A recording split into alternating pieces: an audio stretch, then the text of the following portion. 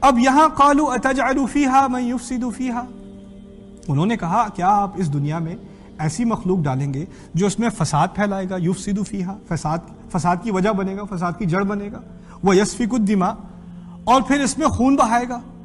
ان کے سوال سے بات یہ نکلتی ہے انہیں تو پتہ بھی نہیں کیا مخلوق ہوگی، انہیں بس یہ پتا ہے کہ ان کے اس انسان کے علاوہ ایک اور مخلوق ہے جس کی بھی نسلیں ہیں۔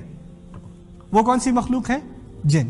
اور جن آپس میں لڑتے جھگڑتے ہیں، اور ان کو جہاں چھوڑ دو تو وہ آپس میں ان کی ایک دوسرے کے خلاف جنگیں ہوتی ہیں۔ تو ہمارا تو یہی تجربہ ہے کہ کوئی ایسی مخلوق ہو جس کی نسل ہو، نسل کے بعد نسل کے بعد نسل ہو، وہ آپس میں ان کے جھگڑے اور فساد ہی پھیلتا ہے اور کچھ تو نہیں ہوتا۔ تو آپ دوبارہ یہ کرنے والے ہیں؟ ابھی تو جنوں سے تو اتنا تجربہ ہو چکا ہے، اب اس کے علاوہ اور کیا ضرورت ہے؟ تو فرشتوں نے صرف سوال کیا کیونکہ انہیں بات سمجھ نہیں آئی۔ اب فرشتوں کے بارے میں ہمارا کیا گمان ہے کہ فرشتے صرف جو اللہ تعالیٰ کہتے ہیں وہی کرتے ہیں، وَيَفْعَلُونَ مَا يُؤْمَرُونَ، قرآن کی اپنی آیت ہے، جو کہا جاتا ہے ان سے وہی کرتے ہیں۔ لیکن اس کا مطلب یہ نہیں کہ سوچتے نہیں، سوال نہیں پوچھتے، وہ بھی طلاب علم ہیں، وہ بھی سیکھنے والے ہیں، ان کے معلم بھی اللہ سبحانہ و تعالیٰ۔ جب اللہ تعالیٰ کوئی بات کرنے والے ہیں، ان کی سمجھ میں نہیں آ رہی تو وہ پوچھتے ہیں۔ اس سے کیا مراد کیا نکلی کہ اگر اللہ تعالیٰ کے سامنے فرشتے پوچھنے کی جرت کر سکتے ہیں تو اگر کوئی کسی کلاس میں بیٹھا ہو، کسی بھی کلاس میں بیٹھا ہو، کسی دینی کلاس میں بیٹھا ہو، کسی میتھ کی کلاس میں بیٹھا ہو، کسی سیرت کی کلاس میں بیٹھا ہو، حدیث کی کلاس میں بیٹھا ہو، تو سوال پوچھنا کوئی بری بات نہیں ہے۔ اس میں کوئی عیب نہیں ہے کہ طالب علم کسی بھی قسم کا سوال اپنے استاد سے پوچھ لے جب بات سمجھ میں نہ آ رہی ہو۔ ہمارا کلچر کیا بن چکا ہے؟ اگر آپ مولانا صاحب سے سوال پوچھیں تو کہ اب تمیز سے رہو، اچھا زیادہ سوال پوچھنے کی ضرورت نہیں ہے، خاموش رہو، یہ کیسا سوال پوچھا تم نے، یہ اس پہ بات ابھی نہیں ہوگی۔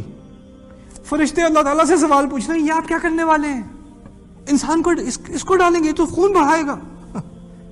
اور پھر اللہ تعالیٰ نے جواب دے دیا، ابھی تمہیں اس کا جواب ملنے کی ضرورت نہیں، تمہیں تجربے سے اس کا جواب مل جائے گا۔ قال انی اعلم ما لا تعلمون، جب اللہ تعالیٰ نے یہ اعلان کیا تو فوراً فرشتوں نے کہا کہ یہ تو خون پھیلائے گا کہ آپ اس کو ڈالنے والے ہیں، اور ہم تو وَنَحْنُ نُسَبِّحُ بِحَمْدِكَ وَنُقَدِّسُ لَكَ بَدَلًا مِّنْهُ، یعنی اس کے علاوہ، اس کے بجائے ہم تو ایسی مخلوق ہیں جو ہمیشہ آپ کی تسبیح کرتے ہیں، ہمیشہ آپ کو کسی چیز کو بغیر کسی عیب کے ماننا، اس کو تسبیح کہتے ہیں، جس میں کوئی نقص نہ ہو، کوئی خرابی نہ ہو، اور آپ اس کو مانیں بالکل پرفیکٹ، ٹو ڈکلیئر پرفیکشن اسے ہم کہتے ہیں انگلش میں، اسے تسبیح کہا جاتا ہے۔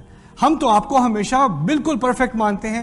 اب سوال پیدا ہوتا ہے کہ خون بہانا ایک طرف اور تسبیح کرنا دوسری طرف۔ ہم تو اس دنیا میں رہتے ہیں جہاں لوگ تسبیح بھی کرتے ہیں اور خون بھی بہاتے ہیں۔ تسبیح کرنے کو بھی تیار ہے انسان، اور وہی انسان پھر دوسرے کا خون بہانے کو بھی تیار ہے۔ تو یہ دونوں آپوزٹ جگہ پر کیوں ہیں، ایک دوسرے کے متضاد کیوں ہیں؟ میرے گمان میں تو بات یہ آتی ہے، آپ کے گمان میں بات یہ آتی ہے، یا اللہ آپ ایسی مخلوق کو ڈالنے والے ہیں جو لڑائی جھگڑا کرے گا، فساد پھیلائے گا، اور ہم تو پرامن مخلوق ہیں، ہم لڑائی جھگڑا کرنے والے نہیں ہیں۔ اپنے آپ کو امن والا نہیں بتایا، ہم نے اپنے آپ کو کیا بتایا؟ تسبیح کرنے والا۔ بات کیا نکلی؟ جو تسبیح کرتا ہے وہ امن کا ذریعہ بنتا ہے۔ اور اگر آپ تسبیح کر رہے ہیں، نمازیں پڑھ رہے ہیں، عبادت کر رہے ہیں، لیکن آپ کی وجہ سے امن نہیں پھیل رہا، فساد پھیل رہا ہے، لڑائی پھیل رہی ہے، جھگڑا پھیل رہا ہے، تو آپ تسبیح نہیں کر رہے۔ اصل تسبیح وہ ہے جس سے امن پھیلے، جس سے دنیا میں فساد نہ بڑھے، جس میں جھگڑا نہ بڑھے۔ کیا عجیب بات کی ہے قرآن نے، وَنَحْنُ نُسَبِّحُ بِحَمْدِكَ، آپ کی حمد کے ساتھ تو ہم آپ کی تسبیح کرتے ہیں، وَنُقَدِّسُ لَكَ، اور ہم آپ کی تقدیس کرتے ہیں، آپ کو آپ کی ہی قدس کو مانتے ہیں۔ قدس کہتے ہیں کسی چیز کا اعلیٰ ہونا اور روحانی طور پہ اعلیٰ ہونا، ٹھیک ہے نا؟ تو روحانیت کا تعلق ڈائریکٹلی کس چیز سے ہے؟ براہ راست روحانیت کا تعلق ہے امن و امان سے۔ اور جس سوسائٹی میں امن و امان نہیں، اس سوسائٹی میں روحانیت نہیں۔ اور جو شخص روحانیت کا دعویٰ کرتا ہے، قرآن سنت کی بات کرتا ہے، دین کی بات کرتا ہے زبان سے، لیکن فساد، جھگڑا، نفرت، یہ چیزیں پھیلانے میں سب سے آگے، تو یہ صرف زبان کی تسبیح ہے، اس کا اصل تسبیح سے کوئی تعلق نہیں۔ تسبیح اصل میں زبان کا عمل نہیں ہے، یہ زبان کا عمل نہیں ہے۔ اصل میں تسبیح اس تمام کائنات کا عمل ہے۔ سبح للہ ما فی السماوات و ما فی الارض، تمام دنیا کی تمام آسمان اور تمام زمین جو کچھ اس میں ہے وہ تمام اللہ تعالیٰ کی تسبیح کر رہے ہیں۔ اور اگلی آیت میں ہے یا ایھا الذین آمنوا لم تقولون ما لا تفعلون، جو لوگ ایمان کا دعویٰ کرتے ہو تم لوگ شرم کرو، تم یہ کیوں نہیں کرتے جو کہتے ہو۔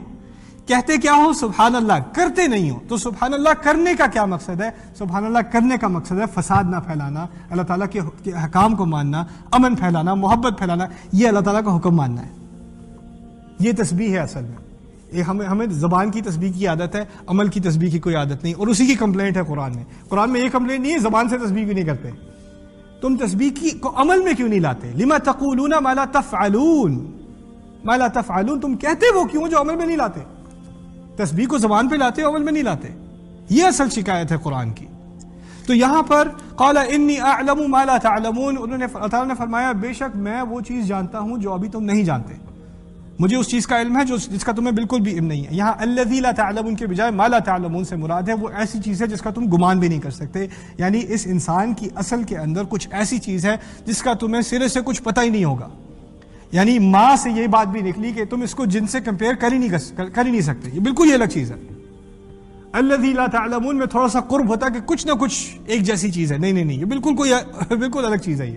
یہ کوئی اور ہی مخلوق ہے انسان، کیونکہ اس کو کیا تحفہ دیا جائے گا؟ روح کا تحفہ دیا جائے گا، اور یہ وہ ایسا تحفہ ہے جو کسی اور مخلوق کو نہیں دیا گیا. یہ خاص انسان کا ایک تحفہ ہے. ٹھیک ہے نا؟